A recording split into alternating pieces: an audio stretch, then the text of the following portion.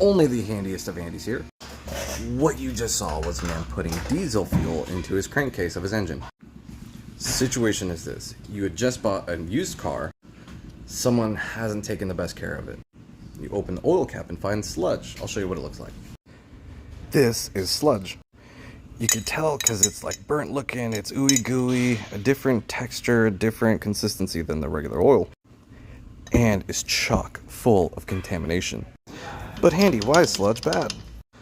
Because sludge sticks and it's thicker and full of contaminants.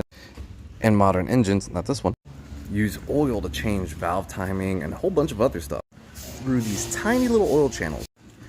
And say your oil channels are gummed up with sludge, you are going to get really rough engine performance. So it's extremely important to keep your engine clean. Handy out.